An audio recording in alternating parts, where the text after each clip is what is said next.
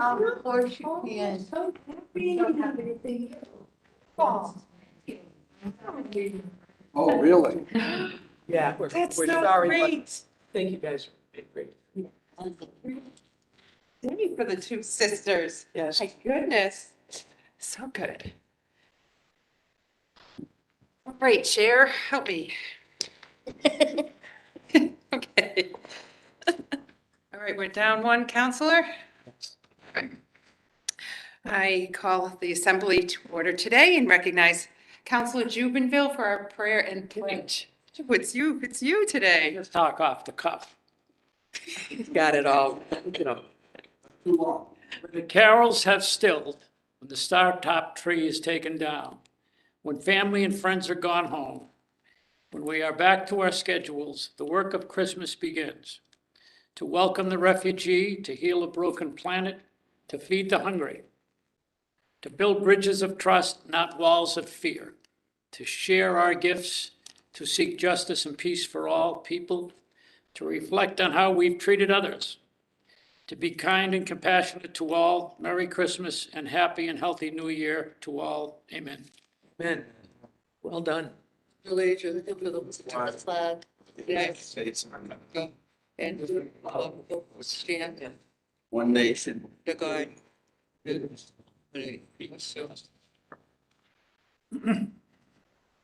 have copies of this. Well, I was gonna say, can I use that? Next one. Spread those words across the record today. All right, we are here to comply with the Massachusetts Constitution and the general laws relative to the tabulation and certification of votes cast in the November 30th special election to fill a vacancy in the House of Representatives. So I will recognize Councilor Duff for a motion to record certification that Jamie M. Belcito has been elected representative in the general court from the 4th Essex State Representative District. With great pleasure. Thank you. So nominated. A motion and a second. All in favor, say aye. Aye. There will be a swearing in at 1:30. Would you all wish to join us to swear officially Representative-elect Belcito into office? I recognize Councilor Kennedy for a motion to record advice and consent for the financial warrant. Still moving, Governor. Second. There's a motion and a second. All in favor, say aye. Aye. I recognize Councilor DiPaolo for a motion to record advice and consent for the pending list of notaries public and justices of the peace. So moved. Okay. There's a motion and a second. All in favor, say aye. I recognize Councilor Devaney for a motion to record advice and consent for the appointment of Christine D. Anthony to the position of Associate Justice of the Probate and Family Court. Pleasure. I'm very happy to make the motion. So qualified, and this is such a sensitive court. And she has devoted all of her legal life to probate and family.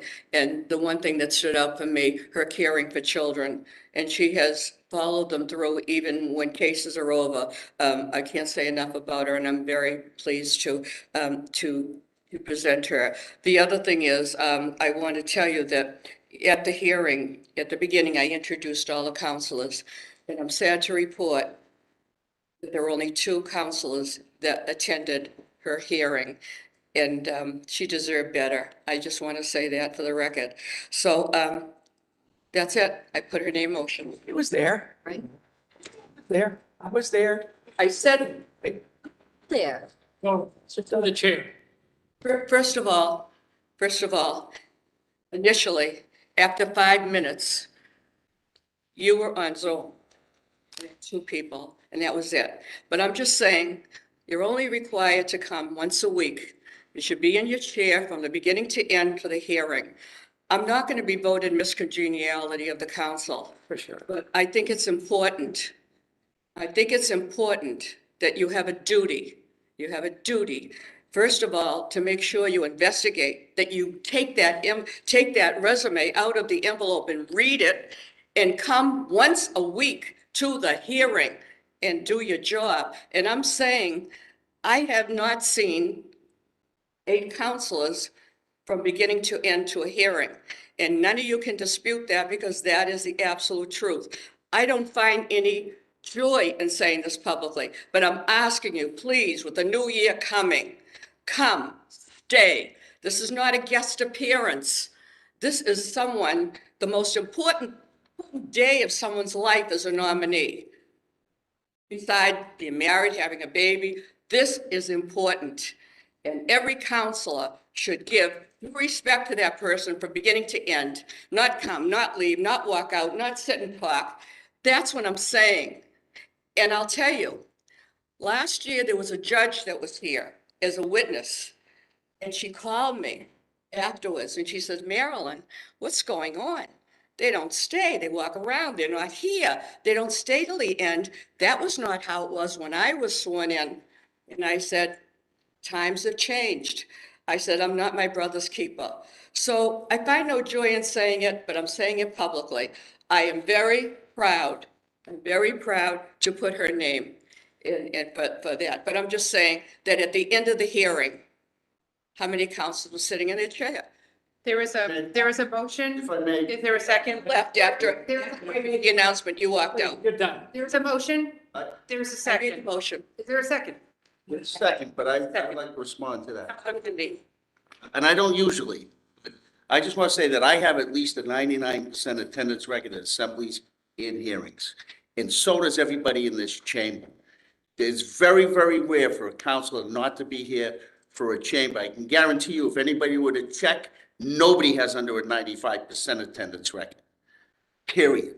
Beginning to end. Councilor Ianella and then Councilor Chufin. Just to very briefly respond, I was not here at that hearing last week.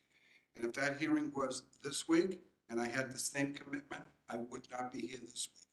I had a commitment, I had a doctor's appointment at the Brigham Hospital.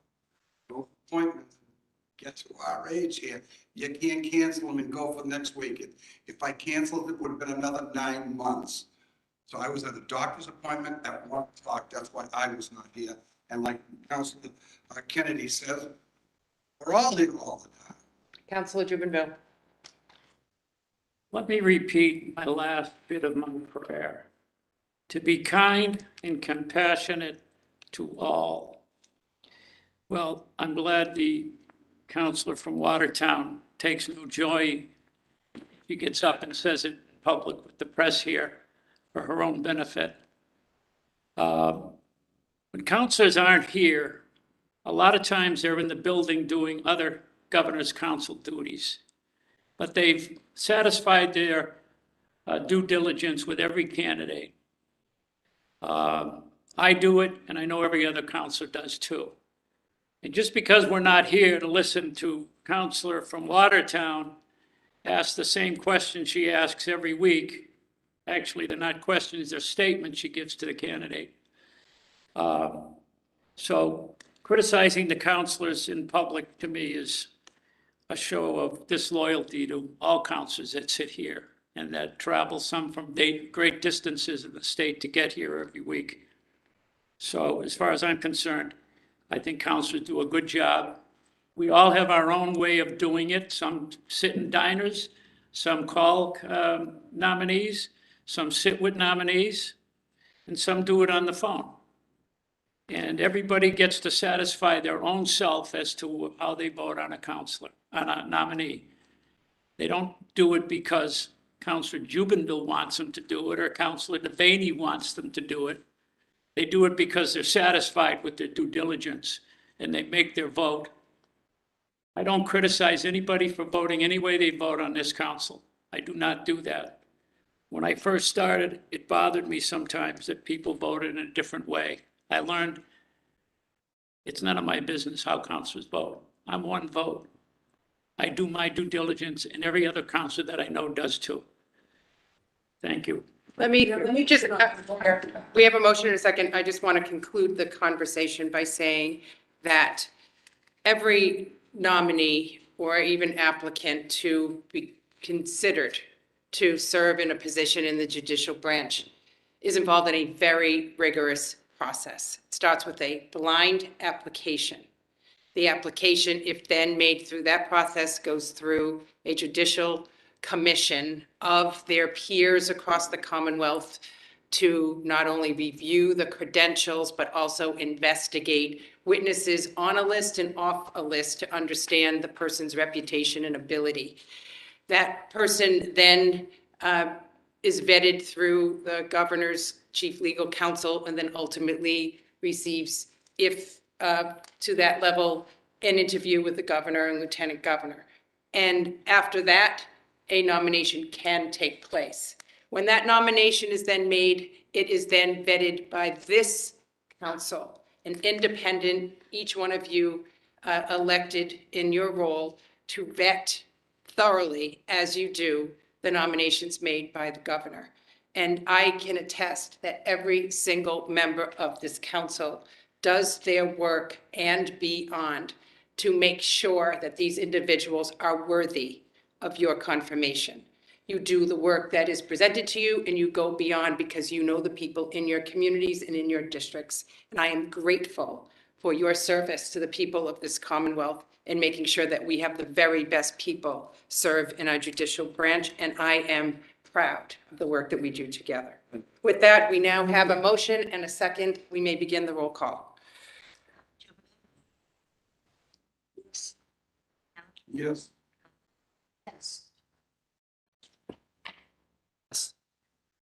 Yes. Okay, thank you. I recognize Councillor Hurley for a motion to record advice and consent for the appointment of James Manitsas to the position of Associate Justice of the Superior Court. I rise to, thank you. There's a motion and a second. Heard that. I rise to cheerfully and with all sincerity make this motion. In a letter from Attorney Mark Aronson, first met Attorney Manitsas in a case that was very difficult. It involved both a civil and a criminal aspect. And I would just quote, his representation of his client was exemplary. He's not only capable as a trial lawyer, but also organized, prepared, and most importantly, respectful. And that's what we need on the bench. He treated the court, opposing counsel, and the parties with respect, dignity, and patience. Indeed, while he represented his client zealously, he always got along well with other attorneys involved in the case. He had a good grasp of the rules of evidence and the substantive legal issues. And I would hope that we have more nominees like this. Thank you. We have a motion and go second. Yes, Councillor Devaney, then Councillor Jubenville. I just want to echo, Councillor Hurley said it all, and I second that. Just a most sincere, respectful person, so qualified. He has the age, the experience, and I love the pro bono work he's done. He has a good heart. He's compassionate. He has empathy. That's what I look for too. And he's going to be a wonderful addition to the Superior Court. I also want to say, after we vote on this, I want to thank Bob Ross, and I will take that up, the items that I tabled last week, okay? I'll be very brief on it. Okay. Yeah, do you take this motion? Councillor Jubenville. You, so Hurley, where was that nominee born?